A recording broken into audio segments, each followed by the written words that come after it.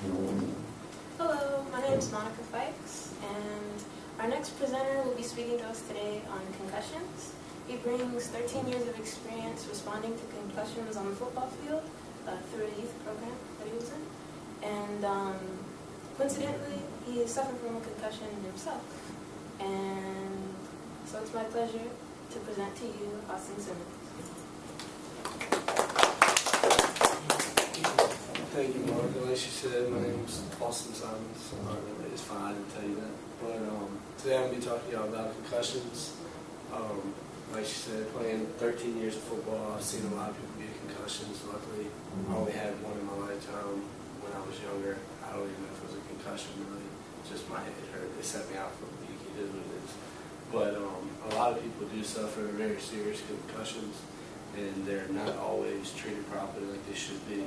And that's when you can see some very serious health issues. What is concussion? Your brain is inside your skull and is surrounded by cerebral spinal fluid, and that's what sort of holds your brain to keep it from, like, every time you just like hit your head on anything, to keep you from getting a concussion.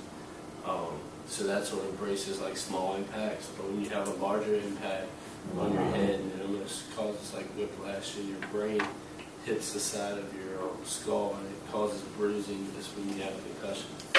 And when you have the bruising, you have like an extra amount of blood going to that section of the brain wherever it was bruised at, and that's what causes people to have like concentration issues and different stuff like that. Constant headaches when they have a concussion. So those are some of the symptoms you normally see. But the main part is anytime you're messing with anything with your brain, if it's not treated properly, or if you don't pay 100% complete attention to it, it can become very deadly, being as it's the main part that works our entire body. So this is statistic from 2010. It was done on all football players in America, from 5-year-olds to NFL football players. Said that 69% of all players that played that year received some sort of concussion-like symptom. Not necessarily did they have a concussion, but they complained about headaches during the season, or maybe they hit somebody and they had a little bit of dizziness and then they went away. So, I mean, yes, you can have minor like symptoms like that and not have a concussion, but 69% of everybody has some sort of problem with that throughout one football season, no matter what age you are or what your skill level. But on top of that, 11% of those people that had those symptoms also said that they did not report those symptoms to anybody. They just were like, whatever, it's a headache, like it's fine, it's not a big deal. But little do they know, like, it can be a very big deal. Derek Shealy played for Frostburg State in Delaware.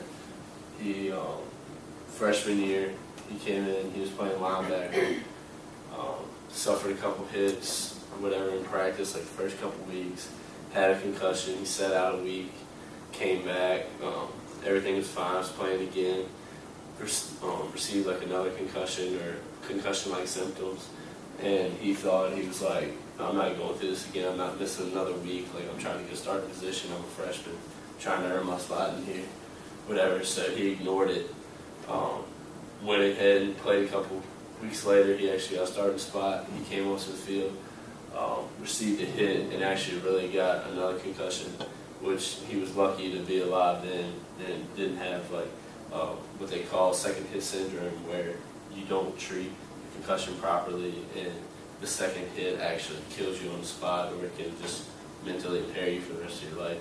But he got lucky that time that didn't kill him.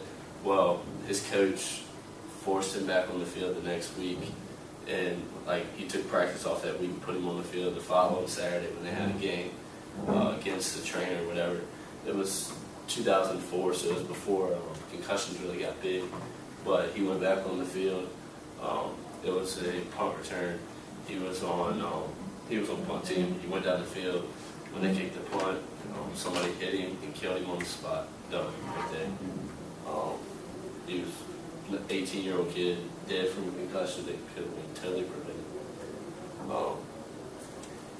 Same thing with Kenny View. He was 16 years old, high school football player. He was 10th grade. Didn't expect anything wrong. Received a concussion in practice, and after receiving a concussion in practice, he sort of put it off a little bit.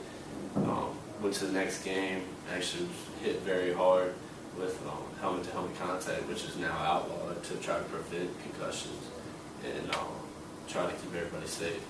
But it actually paralyzed him on the spot. He went to the hospital and later died from flooding of the brain from like too much blood in it. It caused his brain to sort of like drown and shut down.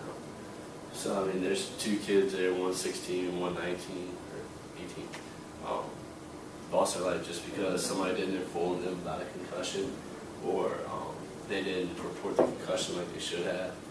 So just the main thing to take from this is always, no matter what it is, report a concussion. It could be a minor thing.